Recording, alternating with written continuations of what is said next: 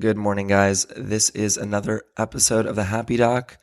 I want to apologize first off. I want to put up a longer form episode for the week, but kind of had a crazy weekend and needed to take some time for myself. So I'm always going to advocate for self-care over necessarily always doing the projects that you're working on. But I want to say that I did slip up there, and I'm going to try to put a longer form episode out sometime this week, if possible. So I'm actually looking forward to putting up this one. It's actually going to be a special episode. So when I do put it out, it's going to be really fun and interesting, and I hope you guys enjoy that episode. So for today, I want to talk about something that's actually pretty difficult for me to speak about, but I do feel courageous enough now to talk about this part of my story. And essentially, it has to do with perfection. It has to do with the comparing and judging mind. And this is a personal story for me because growing up, there were a lot of expectations put on me about who I was supposed to be, what I was supposed to be, and needing to perform at my best. In my family, I always tended to be the one that was doing really well in school. I was naturally pretty gifted, and I was put into the sport of gymnastics, which, as you guys know, always is thought about as having the perfect 10.0.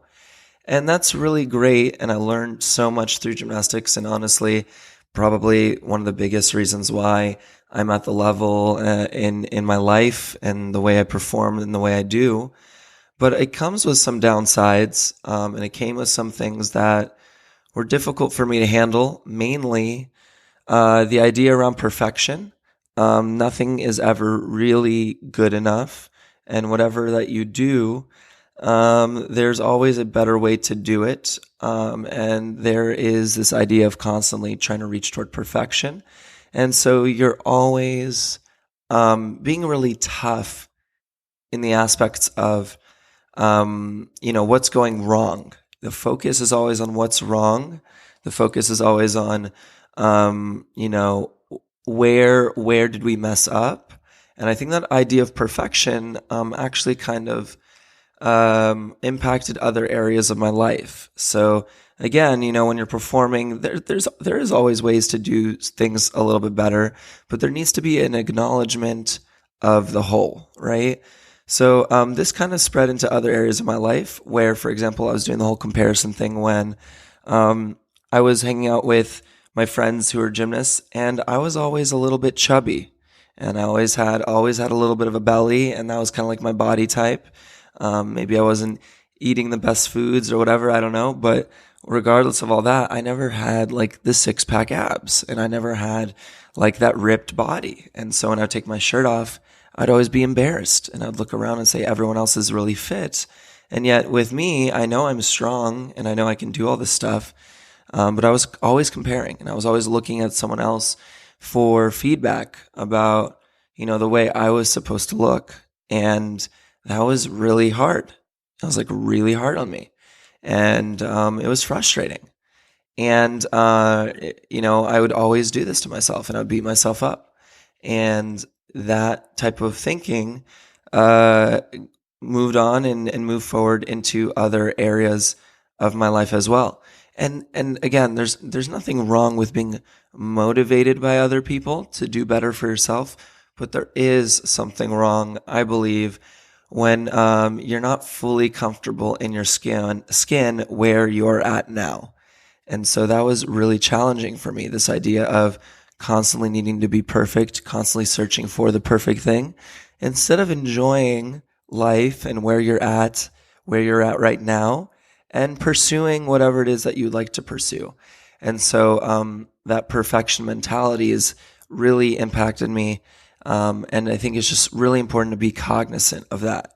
So I'm saying all of this because the concept for today is being imperfectly perfect, or perfectly imperfect, to accept yourself where you are, for all the good things, for all the bad things, for all the parts of you that you love, for all the parts of you that you hate, and acknowledging those parts, because at the end of the day, perfection is subjective. There is no one that's 100% perfect. And I don't even know what that is. And if we constantly judge ourselves, we're going to spend so much time in our heads judging ourselves instead of just loving the life that we have, loving those that we're around, and enjoying the process of life and those we are with in that process. So I think I lost a lot of my happiness points or my happiness by doing all of this constant comparison and perfection. So I hope you guys get something out of that, because I think that's a really powerful concept that I wish I had learned sooner, but I'm learning it now.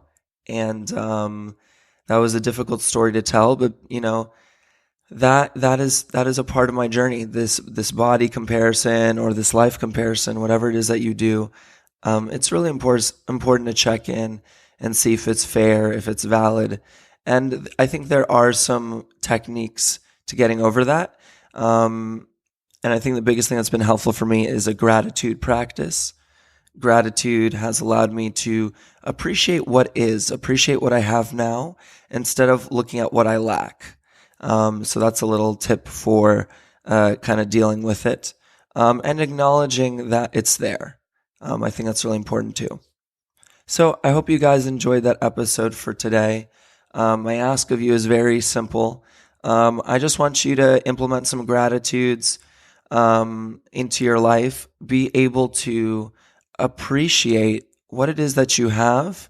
Appreciate this life that you've been given. Appreciate the things that are good in your life, because quite frankly, if you're listening to this podcast, you probably have an abundance of things to be grateful about, even though you might be searching for some form of perfection that's not here right now.